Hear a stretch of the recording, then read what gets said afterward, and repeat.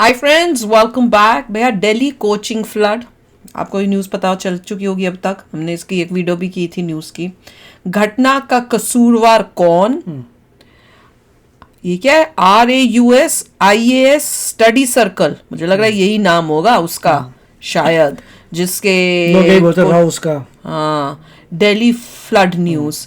अच्छा, और साथ में ये पता चला कि बारिश कोई इतनी नहीं हुई थी। ऐसे नहीं था कि सुबह से रात तक बारिश हो रही है, पूरे दिन बारिश हुई और इस पूरे मतलब इस टाइप से हो जाए।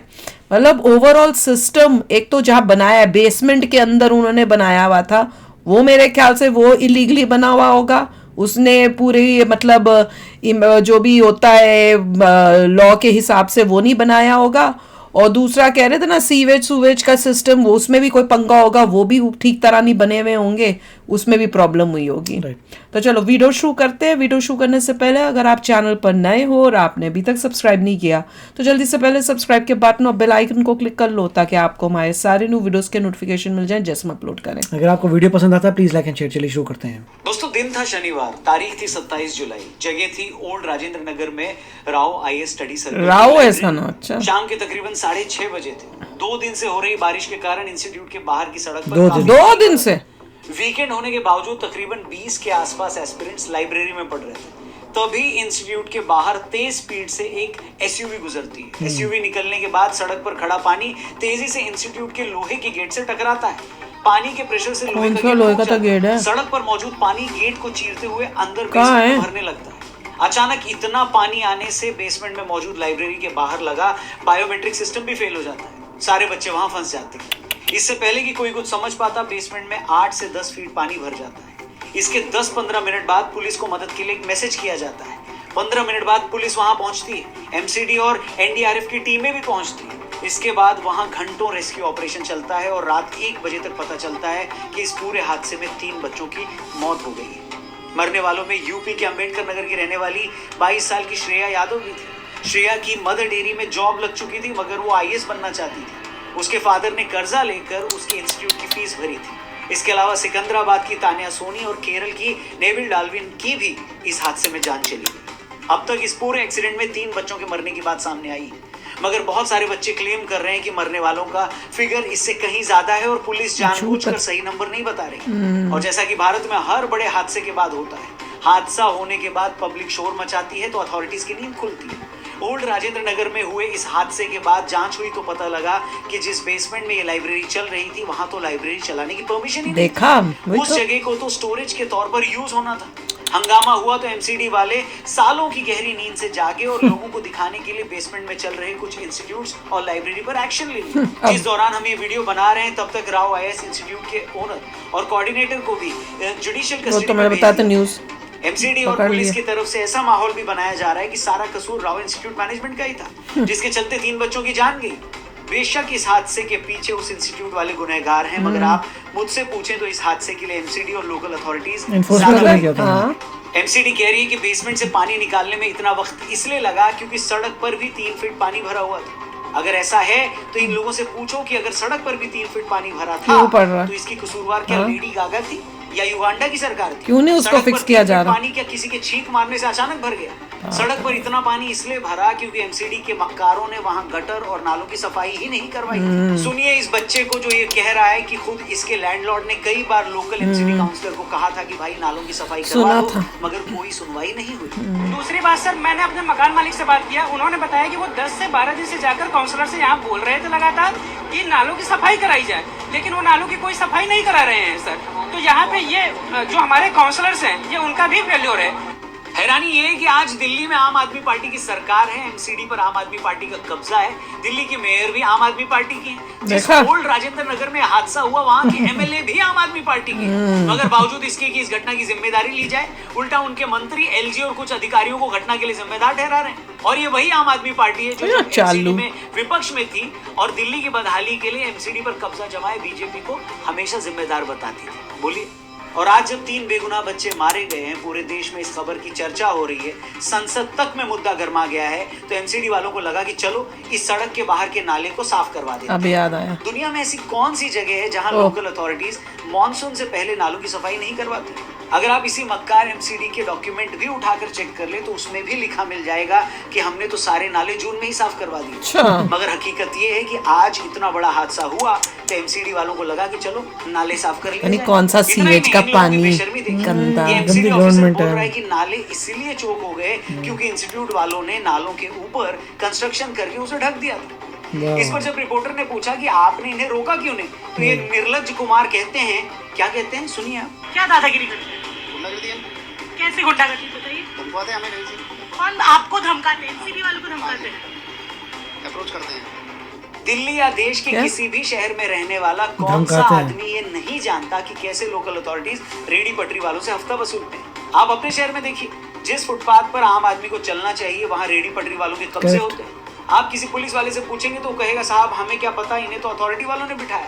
आप अथॉरिटी वालों से पूछे तो वो कहेंगे कि ये सब पुलिस वाले करवा रहे हैं। मेरा सवाल ये है कि जो एमसीडी और पुलिस वाले इन रेडी वालों से हफ्ता वसूलने में एक दिन की भी देरी नहीं करते, क्या इन लोगों को महीनों तक ये पता ही नहीं चलता कि किस इंस्टीट्यूट ने कहाँ कब्जा कर रखा है? बताइए, क्या इंस्टीट्यूट वाले इतने बड़े गुंडे हो गए हैं कि वो पुलिस और एमसीडी को धमकियां दे रहे हैं? किसे झूठ बोल रहे हैं भैया? वही। किससे?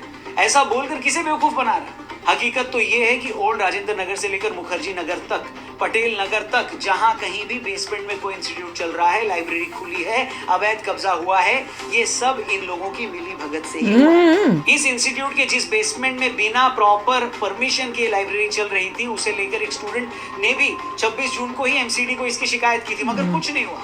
मैं पूछता हूँ, अगर आप अब जाकर इंस्टीट्यूट पर कार्रवाई कर रहे हो तो करो, वो होनी भी चाहिए। तो उसके 3 मालिक बच्चों की को जेल जान भी गई, जाना उसका चाहिए। क्या? मगर इस बात की जांच कौन करेगा कि अगर एमसीडी को महीना भर पहले इस लाइब्रेरी के बारे में कंप्लेंट मिली थी तो उसके बाद भी 1 महीने तक इस पर कोई एक्शन क्यों नहीं हुआ? क्या किसी अधिकारी ने वो कंप्लेंट देखी भी या नहीं देखी? नहीं देखी तो भी सवाल बनता है। देखकर अनदेखा किया तो उसने ऐसा क्यों गंदा किया? क्या जिसने भी ऐसा किया उसका नाम सामने लाया जाए, उसके खिलाफ एफआईआर दर्ज की जाए। मेरी नजर में 1 महीना पहले वार्निंग मिलने के बाद, शिकायत मिलने के बाद भी अगर एमसीडी या पुलिस ने उस पर कोई एक्शन नहीं लिया तो असली गुनहगार वही लोग। सब मिले। लगभग 15 से 20 दिन पहले मानसून अब क्या कर रहे हैं? अब क्या कर रहे हो? हाँ? तो शायद ये दर्दनाक हादसा नहीं आज कर दिया, कल फिर नहीं करेंगे। के इस एक्सीडेंट को आप इसलिए भी नजरअंदाज नहीं कर सकते क्योंकि ये घटना कोई एक्सेप्शन नहीं है। फैक्ट तो ये है कि ओल्ड राजेंद्र नगर में जो हुआ वैसा एक्सीडेंट इस एरिया में कभी भी और कहीं भी हो सकता है। खुद बच्चों का ये कहना है कि इस एरिया में 95% लाइब्रेरी बेसमेंट में ही चलती है। 10 मिनट बारिश आती है तो यहाँ घुटनों तक पानी भर जाता है। जगह जगह बिजली वही के तो। खुले तार मिल जाएंगे। अभी पिछले महीने ही पटेल नगर में नीलेश राय नाम के 26 साल के एक एस्पिरेंट की मृत्यु हो गई। ये लड़का कोचिंग के बाद अपनी पीजी में जा रहा था। सड़क पर बारिश का पानी भरा था। गेट को तभी पकड़ा इसका था। पैर फिसल जाता है। खुद ओह। को गिरने से बचाने के लिए गेट जिस वाला? लोहे के गेट को पकड़ता वही, है, उस उसमें गेट से एक पोल। बिजली की खुली तार टकरा रही थी। ये भी देख जैसे ही सुना था। नीलेश ने खुद को गिरने से बचाने के लिए उस गेट को Electrocuted। पकड़ा, उसे जोरदार झटका लगा और उसकी मौत हो गई। मैं आपसे पूछता हूँ, किसी देश का इससे बड़ा दुर्भाग्य और क्या हो सकता है जहाँ My उसके God। बच्चे सड़कों पर करंट खाकर मर रहे हैं। बिल्कुल। वो बच्चा कल को आईएएस भी बन सकता था, जयशंकर जी की अरे तरह। पेरेंट्स कोई का बड़ा क्या हाल हो रहा होगा वो सोचो। अपने टैलेंट से देश और सोसाइटी का भला कर सकता था। अगर वो कामयाब हो जाता तो उसके परिवार की सूरत बदल जाती, उसके माँ बाप के सालों की स्ट्रगल सफल हो जाती। मगर इस देश में जान की कीमत ये है कि उसके सिटीजन कीड़े मकोड़ों की तरह है कीमत इंसान की। और जो मक्कार अथॉरिटी वाले हर शाम किसी से उगाही करने में आधा मिनट की भी देरी नहीं करते, इन लोगों को महीनों तक ये पता भी नहीं चलता कि कहाँ पर गड्ढा खुदा है, कहाँ पर बिजली के नंगे तार लटक रहे हैं और कहाँ पर कोई एक्सीडेंट हो सकता है। हर किसी को जैसे तैसे 2 नंबर का पैसा खा बनाना लेते हैं, आगे चुप बैठ जाते हैं। और जैसे ओल्ड राजेंद्र नगर जैसा कोई हादसा होता है, रातों रात इनके सपने में ब्रह्मा जी आकर इनको बता जाते हैं कि ऐसे 7 इंस्टीट्यूट और चल रहे हैं, वहां जाकर कार्रवाई करो। खाली और 7 नहीं, पता नहीं कितने और होंगे। पहुंच जाते हैं। इसी तरह पिछले साल 15 जून को मुखर्जी नगर की ज्ञान बिल्डिंग में आग लगने के बाद 300 बच्चे फंसे थे। 60 बच्चों को उस हादसे में चोटें आई थी। किस्मत थी कि किसी की जान नहीं गई। इस एक्सीडेंट के बाद फिर दिखावे के लिए कुछ कोचिंग सेंटर्स पर कार्रवाई की गई, मगर इसके बचने बाद के फिर लिए। पिछले साल दिसंबर में एक गर्ल्स पीजी में आग लगी थी, तब भी 35 लड़कियां फंसी थी। एक थिएटर में भी तो बड़ी मूवी भी मुश्किल से बनी उनकी थी। जान बची मतलब एक तरह से ये रिचुअल बन गया है। पहले एक्सीडेंट होता है, फिर एमसीडी के भ्रष्ट अधिकारी अपनी भांग की नींद से जागते हैं, फिर रस्मी तौर पर 2-4 इंस्टीट्यूट्स पर वही, एक्शन होता है, सिर्फ उसके एक्टिंग है। बाद 2-4 भांग की पुड़िया और मारकर ये लोग सो जाते हैं और तब तक नहीं उठते जब तक अगला एक्सीडेंट ना हो जाए। इसलिए मैंने शुरू में कहा कि ओल्ड राजेंद्र नगर में जो कुछ हुआ उसको आप एक्सेप्शन नहीं मान सकते। ये तो हर कुछ महीने की कहानी है, हर कुछ महीने का किस्सा है। के मुखर्जी नगर में कोचिंग सेंटर में आग लग गई और इस खबर से हड़कंप मच गया। आग की लपटों ने ऐसा मुखर्जी नाम भयानक रूप लिया बंदा गिर कि रहा है। कोचिंग सेंटर में पढ़ने वाले बचने के लिए गिर रहा है कि ऊपर से तो अच्छे नीचे था। टांग टूट आप टूट इस जाएगी एरिया में फिर भी रहने बच वाले किसी जाऊंगा। भी बच्चे से पूछिए या चाहे तो खुद वहां पर होकर आइए, हर इंस्टीट्यूट में सिर्फ मोटी फीस की लालच में भेड़ों ओह, की तरह बिल्कुल। बच्चों को ठूस-ठूस कर ऐसे पढ़ाया कोई पढ़ते हैं, ये उनसे होता है। मोटी फीस ली जाती है। जिस इंस्टीट्यूट में यह हादसा हुआ, My अगर God। आप उसकी वेबसाइट पर जाएं तो पता चलेगा ये लोग बच्चों से कितना मोटा पैसा लेते हैं। सेंटर की वेबसाइट के हिसाब से ये लोग बेवकूफ बना रहे हैं सारे 1,75,000 रुपए फीस लेते हैं। इसके अलावा हर ऑप्शनल सब्जेक्ट की 55,000 रुपए फीस ली जाती है। भाई। मतलब इतनी मोटी फीस के बावजूद बच्चों की सिक्योरिटी और सेफ्टी को लेकर इन लोगों का कोई क्या concern बुरा नहीं। हाल है।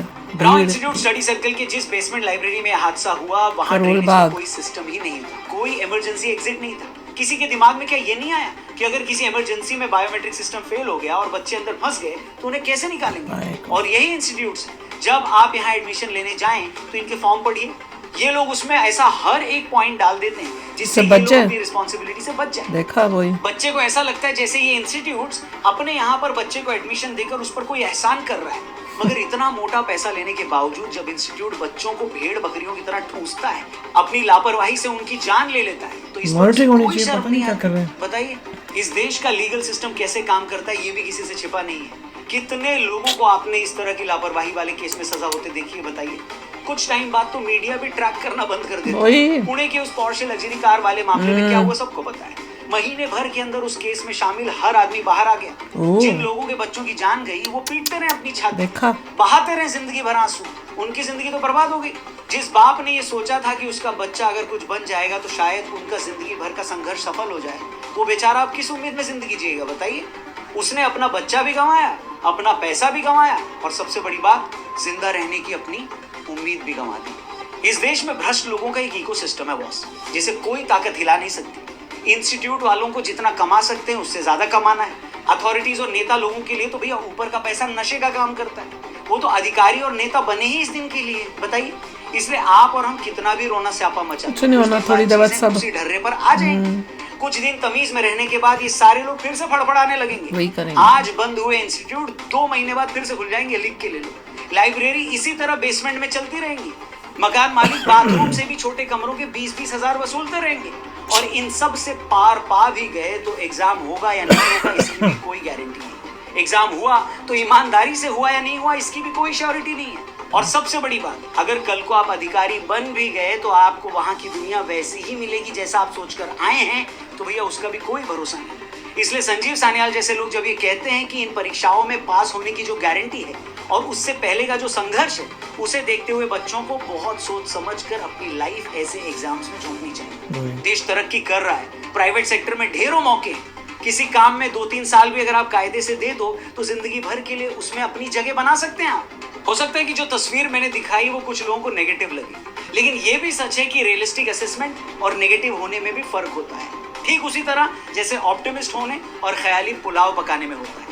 और जो मैंने कहा, अगर वो सच्चाई नहीं है तो आप खुद बताइए। जिंदगी आपकी है, स्ट्रगल आपका है, इसलिए जो फैसला लेना है वो आप ही को लेना है। बाकी आप इस मामले पर क्या सोचते हैं कमेंट करके जरूर बताइए। अगर आप भी एक एस्पिरेंट हैं और ऐसी प्रॉब्लम फेस कर रहे हैं तो प्लीज इस वीडियो को और भी लोगों तक जरूर पहुंचाइएगा। उम्मीद करते हैं इससे बहुत सारे लोग सबक लेंगे और इसे आगे शेयर जरूर करेंगे। Thank you for watching. बहुत दुख की बात है और वही है कि कोई सुधरेगा नहीं। अच्छा, अमेजिंग और शॉकिंग चीज़ क्या है कि जब भी ऐसी कोई न्यूज़ आती है ना, पता नहीं यूट्यूब से कहाँ से लोग अननोन जिनको हम जानते भी नहीं भाग आते कमेंट सेक्शन के अंदर मोदी जी के अगेंस्ट, बीजेपी के अगेंस्ट। ये बीजेपी ने किया। अब जैसे इसी टॉपिक पे हमने मेरे ख्याल से कल वीडियो आम की आदमी थी। पार्टी का हाँ, है। वो उनको ये भी नहीं पता बीजेपी ने किया इतने 10 लोग साल तो तक। क्या representation बीजेपी देते मोदी जी सो रहे थे? अरे पहले तो आज इस वीडियो ने क्लियर कर दिया, उनको यही नहीं पता कि दिल्ली का ये जो है इसके लिए रिस्पॉन्सिबल कौन है, आम आदमी पार्टी। ऐसे लोग हैं, उनको जो भी मतलब ब्रिजेस और रोड्स बनी हुई है दिल्ली की जो बोलते हैं बड़ी अच्छी हुई हैं, वो बस एक अच्छी चीज हमने देखी थी दिल्ली के अंदर, उसको देख के हम इम्प्रेस्ड हुए थे जब 2 साल पहले गए थे, तो उसका क्रेडिट आम आदमी पार्टी को दे रहे हैं जबकि वो सेंट्रल गवर्नमेंट कर रही थी। मतलब लोगों में इतनी बुद्धि नहीं है कि कौन क्या काम कर रहा है, किसको क्रेडिट। देखिए, बीजेपी मोदी जी को हर गंदा काम जो होगा वो उनकी वजह से हुआ है और हर अच्छा काम आम आदमी पार्टी, जबकि ये सब काम जो हो रहे हैं गंदे ये आम आदमी पार्टी की वजह से हो रहे हर हैं। एक सिटी में बिल्डिंग कोड्स होते हैं। बिल्कुल। अब बिल्डिंग कोड्स के लिए रेगुलरली इंस्पेक्टर्स इंस्पेक्ट करते हैं हाँ, रैंडमली, हाँ और घरों के भी इंस्पेक्शन हाँ हाँ हाँ, मतलब दिल्ली में मुझे पता है हमारे घर में आया करते थे Right. इंस्पेक्शन के लिए। कि हर एक हर सिटी एक- का एक बिल्डिंग कोड है, उसके इंस्पेक्टर्स हैं, वो रैंडमली जगह जगह जाके पूरा एरिया कवर करते हैं, देखते हैं कि बिल्डिंग कोड सही है नहीं है। हाँ, और अगर अगर कोई रेजिडेंशियल inspection घर है करने तो गया होगा- रेजिडेंशियल घर ही है, उसका कोई मिसयूज तो नहीं हो रहा है। राइट। और अगर कहीं के मिसयूज हो रहा है तो उनसे पैसे खाने के लिए हर जो भी उनका टाइम होता है हर साल में या जो भी आ जाएंगे पैसे खाने के लिए, मतलब उसको बंद लोगों नहीं ने- कराएंगे, पैसे खाएंगे, कोई एक्स्ट्रा फ्लोर तो नहीं बना लिया, हाँ। लोगों ने एक्स्ट्रा आगे तो नहीं आगे लेके चले एक्सटेंड तो गए। नहीं कर लिया। जैसे इसमें है कि बेसमेंट में से स्टोरेज होना चाहिए, तो अगर वो रेगुलरली इंस्पेक्टर्स आए होंगे, उनको नजर आ गया होगा तो इलीगल है, उन्होंने बोला होगा भाई ये हटाओ, या सीधा पैसे लेके चले जाते हैं, हटाओ पैसे नहीं दो, बोलते, चले पैसे गए। उनको पता चल जाता है इसने बनाया है, अब हर बारी जो हमारा जब भी राउंड लगेगा इनके पास आके बस पैसे लेके अब जाना अगर है। सिटी चाहे तो चेक कर सकती थी लास्ट इंस्पेक्शन कब हुआ था, अगर कौन ऐसा गया कोई था? नाम भी है नहीं है, अगर ऐसा कोई कॉन्सेप्ट भी है कि इंस्पेक्शन होता है तो चेक कर सकते हैं लास्ट इंस्पेक्शन किसने किया था और क्यों अलाउ किया था, उससे पहले कितने इंस्पेक्शन हुए थे, कब चेंजेस आए थे। अगर इतनी ट्रैकिंग मगर वही है, इतनी एडमिनिस्ट्रेशन में ट्रैकिंग है ही नहीं, तो मेरे ख्याल से बुरा हाल चल रहा है। पूरा हाल है, सब पैसा खाने के लिए बैठे हुए हैं, उनके लिए बच्चों की जान, एक आम इंसान की जान की कोई कीमत नहीं है। ये एक और एग्जाम्पल आ गया है। मतलब पॉपुलेशन देश की इतनी ज्यादा है कि एक इंसान को कीड़े मकोड़े की तरह ट्रीट किया जा रहा है। दुख की बात है, बड़ी दुख की और शर्म की बात है। हर एक जो इसमें रिस्पॉन्सिबल एक्शन लेना चाहिए, सारे वो इंस्टीट्यूट्स बंद होने चाहिए जिन्होंने कोड्स फॉलो नहीं किए हुए, इमीडिएटली उन पे एक्शंस होने चाहिए। अरे जिन पेरेंट्स ने अपने बच्चे खो दिए, तुम जो मर्जी कर लो, और ये उनके भी बहुत बच्चे अच्छा तो नहीं पॉइंट था आएंगे। कि हर चीज जो आईएएस के पीछे नहीं पड़ी हुई, वो सिर्फ एडमिनिस्ट्रेटिव काम है, क्रिएटिव माइंड उसमें बोर हो जाएगा। Exactly. इन्हें कितने पहले भी कितना कहा हुआ है, जो क्रिएटिव माइंड है जो क्रिएट करता है बोर हो जाएगा एडमिन करते करते। इसे सभी लोग जो भाग रहे हैं वहां पे नहीं जाना चाहिए, इंजीनियरिंग में जाओ, वही। मेडिकल में जाओ, वहां क्रिएटिविटी दिखाओ। कहते हैं ये इंस्टीट्यूट सो कॉल्ड जो है, जो आईएएस की ऐसा प्रिपरेशन बोर करा काम रहे कौन हैं, करेगा? बेवकूफ बना रहे हैं। Correct. हमने कई ऐसे टीचर्स देखे, नाम के टीचर्स है, नॉलेज कुछ है नहीं है उनको, वो नॉलेज कितनी होती है वो देख के हमें पूरी जजमेंट हो जाती है। बेवकूफ छोटे बच्चों को, पेरेंट्स को पैसे ऐंठने के तरीके हैं। तो चलो यार, आप भी शेयर करना अपने थॉट्स। चलते हैं, मिलेंगे नेक्स्ट वीडियो में बहुत ही जल्द। Till then take care and bye bye. तो अगर आप मेरे इस चैनल पे नए हो तो जल्दी से सब्सक्राइब के बटन को हिट करो और बेल आइकन को क्लिक करो, ताकि आपको मेरा जब नया वीडियो मैं लगाऊं आपको उसके बारे में जल्दी से पता चल जाए।